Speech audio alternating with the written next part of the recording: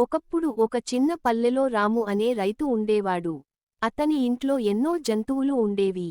వాటిలో ఒక తెలివైన కుక్క పేరు భైరవ, ఒక చురుకైన కోడి పేరు చుక్కి. చుక్కి ప్రతిరోజు ఉదయం త్వరగా లేచి కొక్కోరోకో అంటూ అందరినీ నిద్రలేపేది. భైరవ మాత్రం ఇంటికి కాపలా కాసేది.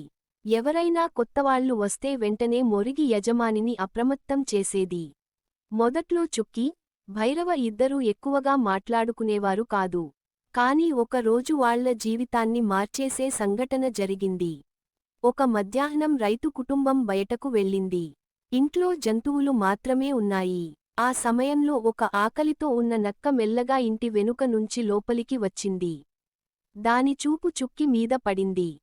చుక్కి మాత్రం గింజలు తింటూ ప్రమాదాన్ని గమనించలేదు. నక్క ఒక్కసారిగా చుక్కి వైపు దూకింది. అది చూసిన భైరవ వెంటనే పరుగెత్తి వచ్చి గట్టిగా మొరిగింది.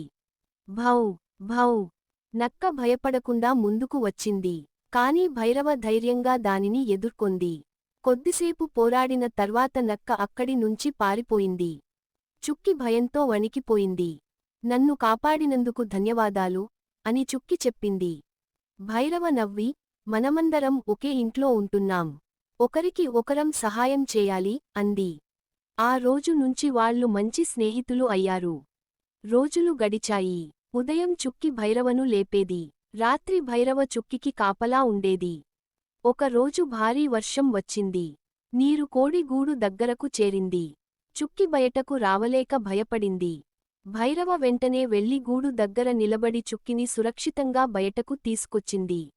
చుక్కి ఆనందంగా, నువ్వు నా నిజమైన స్నేహితుడివి అంది. కొన్ని రోజుల తర్వాత మరో సంఘటన జరిగింది. రాత్రి ఒక దొంగ ఇంట్లోకి రావడానికి ప్రయత్నించాడు. ఆ రోజు భైరవ నిద్రలో ఉంది. కాని చుక్కి దొంగను చూసి గట్టిగా అరవడం మొదలుపెట్టింది. కొక్కోరోకో కొక్కోరోకో! భైరవ వెంటనే లేచి మొరిగింది. రైతు కుటుంబం బయటకు వచ్చింది. దొంగ భయపడి పారిపోయాడు. రైతు ఇద్దరినీ చూసి చాలా సంతోషించాడు. మీ ఇద్దరూ కలిసి మా ఇంటిని కాపాడారు అని చెప్పి మంచి ఆహారం పెట్టాడు. ఆ రోజు నుంచి గ్రామంలో అందరూ ఈ స్నేహం గురించి మాట్లాడుకున్నారు. నీతి: స్నేహం అంటే ఒకరికి ఒకరు తోడుగా ఉండటం.